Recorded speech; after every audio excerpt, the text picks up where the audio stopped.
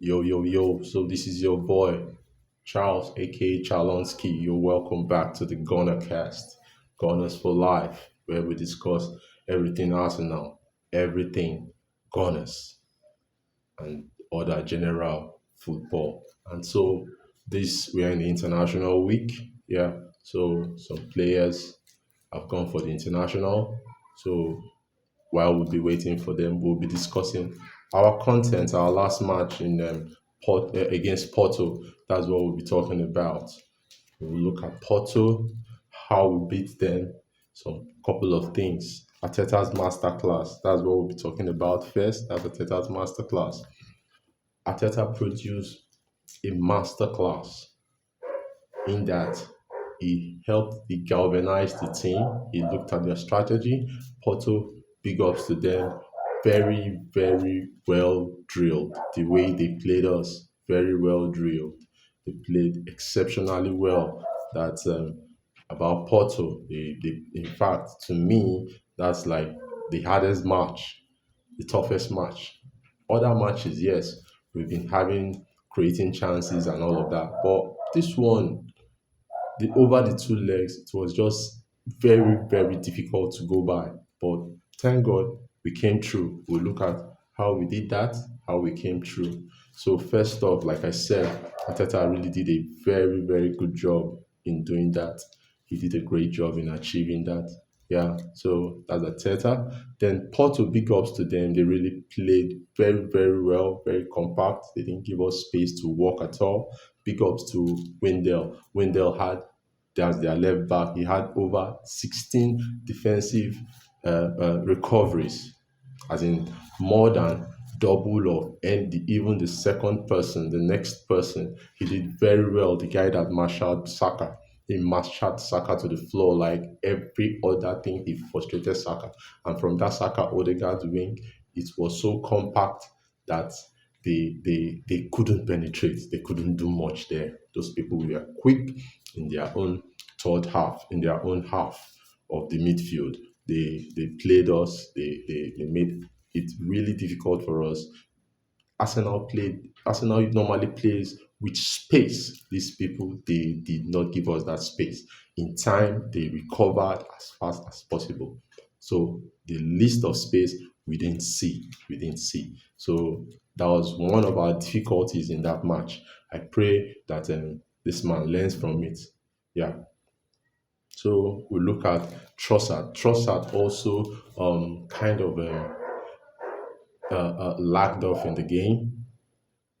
Trossard was supposed to play higher in their own half, but we discovered that each time Trossard normally drops deep to pick up that ball, and it wasn't also helping.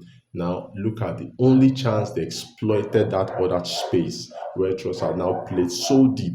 Before you know, they had a very good conversion rate.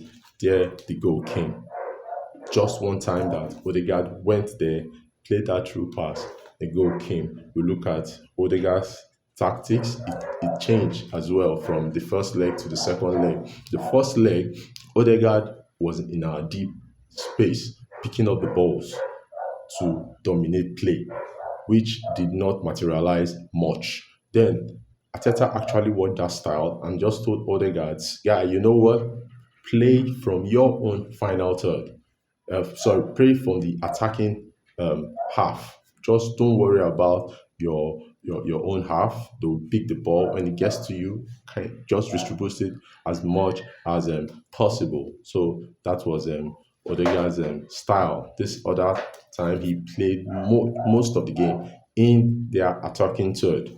Yeah, so you can see he tried to work with Saka a couple of times, but it was not just going well for him. And the only time he now went to the other side of the midfield and he found that pocket of space, that Odegaard magic. That magic now paved way for Trossard to give us a fantastic goal. Really fantastic. Really fantastic. We'll look at Arsenal's mentality. They just kept being in the game, being in the game till the right time. They played the game till 90 minutes, then extra time, then of course penalty. Arsenal were well drilled in taking penalty. Now, what actually won that game for me is Arsenal's mentality. They had a very great mentality in that match. They were not bullied. They had a great mentality. That was what Ateta was always stressing about: domination, domination, domination. They had good mentality to dominate that game, and they used that mentality to seal that game off. Everything was in favor for Arsenal. You see, that's why I like the Champions League always having a return leg in, like, Arsenal's return leg. That's where it favored them. That's where it favored them, that return leg. Because it was in their home, they had the mentality, they brought the fans, they brought everything required for them to scale through that match. Even in terms of taking up the penalties, the four penalty takers, they were awesome, excellent. They were well drilled. They knew their spot. In an interview where Saka gave with CBS, Saka actually said, man, he had already known where he was going to play his penalty even the day before. So he was precise from time. If I'm taking it there, I'm taking it there. So in terms of penalty, they took their penalty well. Kai Havertz's penalty was superb. Odegaard as a captain, stepping up and taking about the first penalty, was excellent. He showed leadership. He showed captainship when he stepped up, took it, scored a very beautiful goal, and raised the tempo, raised the crowd. Another advantage, yeah. This Another advantage we had as well was where we took the penalty. I noticed when they tossed the coin, or they got actually took that the penalty requested that it should be taken in our own stand where we had our fans. So it was a very, very great advantage. A very great advantage. That's what we had. So big ups. Because Porto fans on the other end of the stands, they were fantastic as well. We were very lucky that they didn't take it in their own half. Those people would have piled pressure. But thank God for the advantage.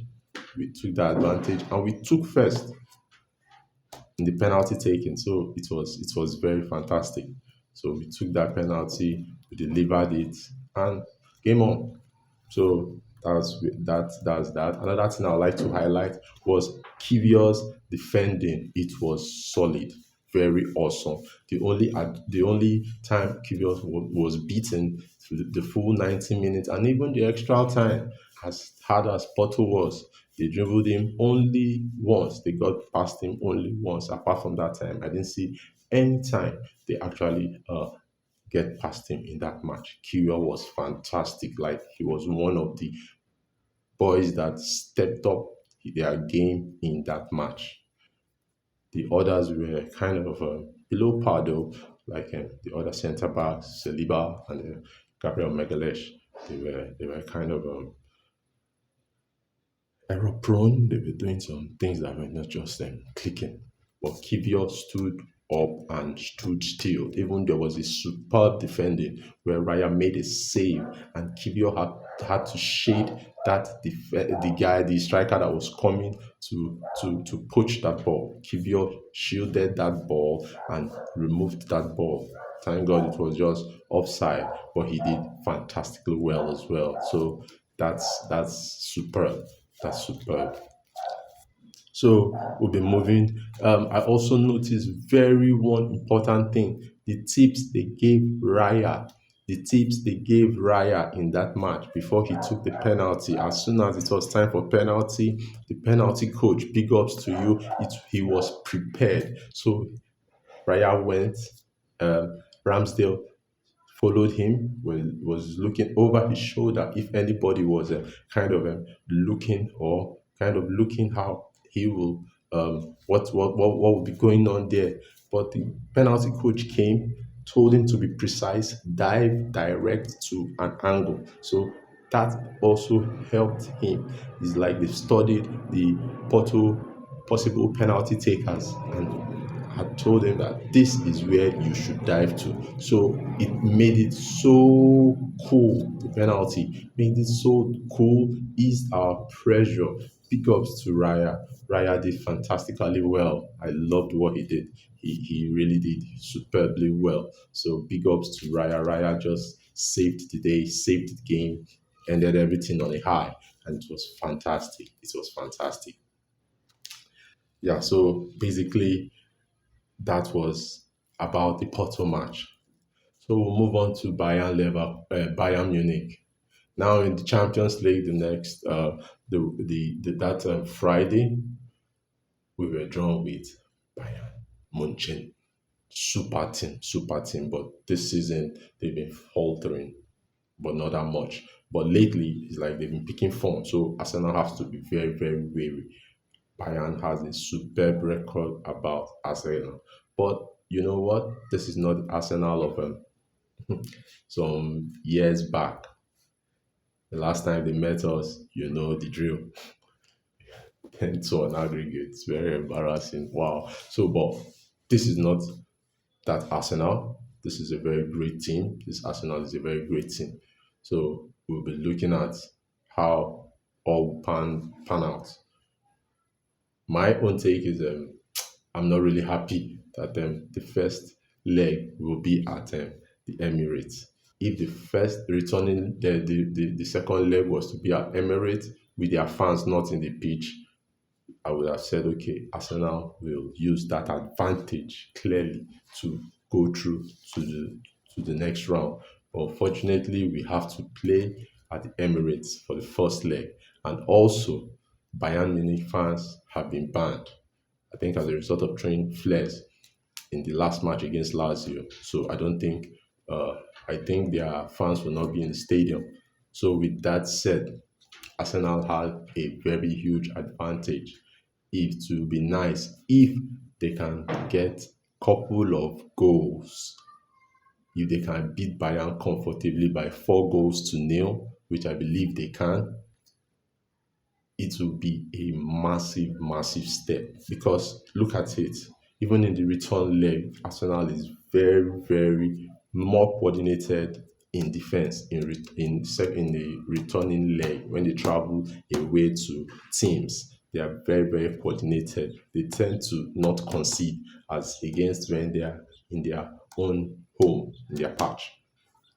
So we'll look at that game, how it will pan out.